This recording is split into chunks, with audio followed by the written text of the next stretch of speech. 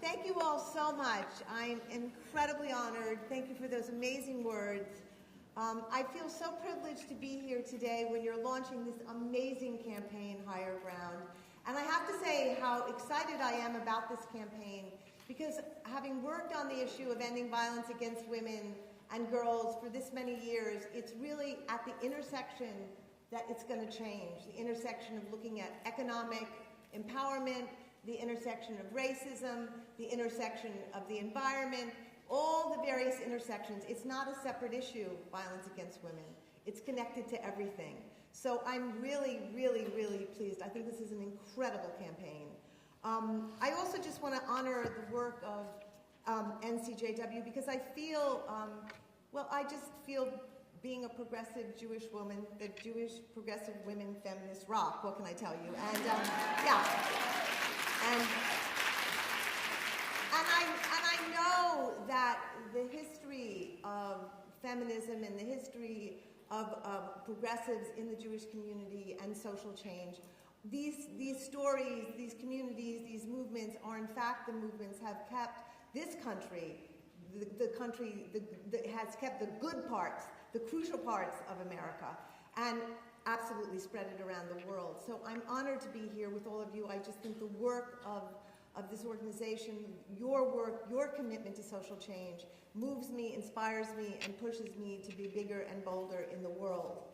I feel, in the last months I've been in a lot of places. I kind of live in space now. I call it like vagina world, and and by the way, are there any vaginas here today? Yeah, okay, just checking. Okay. But I've been in a lot of places in the last few months. I've been in the Congo, I've been in Pakistan, I've been in India, I've been all around America. I actually wake up in the morning and have no idea where I am anymore. But these are dangerous times we're living in, potent times. We're seeing economic disasters, we're seeing environmental and natural disasters, we're seeing insane violence towards women, wars, foreclosures, homelessness, unemployment, emerging battles for water and food are taking the toll on the planet and our collective psyche. I believe we are actually on a precipice right now.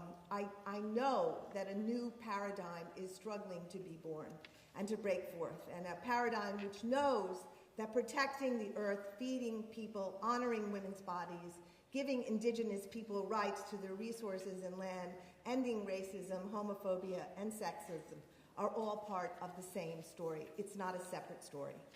Dangerous times require brave, bold, passionate responses.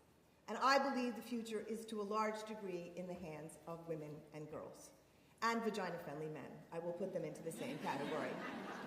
But it will be the future determined by the prosperity and voice and liberation and safety of women and girls, by the unleashed power and vision and heart of women and girls. For 12 years through V-Day, I've had an incredible privilege to travel the world, crisscrossing maybe 60 countries, from war zones to college campuses, refugee camps to disaster sites, shelters to hospitals.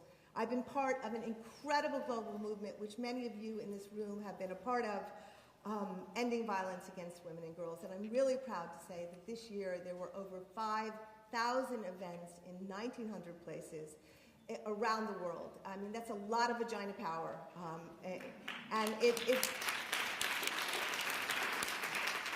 really, through individual efforts and through grassroots efforts around the planet, V-Day has been able to raise $75 million, which has gone back into local communities around the world. And that has been done by activists. That has been done by women on the ground who, I was thinking, looking around this room today, we have a word in V-Day for women who have witnessed violence or been through violence or been impacted by violence. Women who, rather than getting AK-47s and perpetuating violence, they actually grieve it, feel it, process it, and then devote their lives to stopping it. And we call those women in V-Day vagina warriors. And I know, I look at these women, this is a room of vagina warriors, and I see the power of vagina warriors across this planet, I say this all the time, I really don't understand very much about how all this happened, how V-Day happened, how the vagina monologues went from a little tiny theater in downtown where I was just praying no one would shoot me, to becoming what it's become. And to some degree, it's really none of my business. You know, I was listening to a wonderful older woman's story who was a feminist, and she was talking about going through menopause, and she was talking about her vagina, and she was saying really kind of sad things about it, that it was dried up and dead, and she hated it, and it was over, and I was like, oh my God, I'm so shocked, you're a feminist, how can you say that about your vagina? And then I just suddenly realized I knew nothing about vaginas, or what women thought about vaginas, so I would just say to a friend, well, what do you think about your vagina? And the first woman I ever said it to said, well, my mother said, don't wear panties underneath your pajamas, dear, you need to air out your pussycat. And that was kind of the beginning. I was like, oh my God, you know. And you know how women are. Then that woman said, oh, you have to talk to so-and-so about her vagina. She has an incredible story. And she's got an incredible story, you know. And then I was just kind of sucked down this vagina trail. And by the way, I haven't gotten off. I go nowhere. I will walk through an airport, and it used to be women would stop me to say, I have to tell you about my vagina.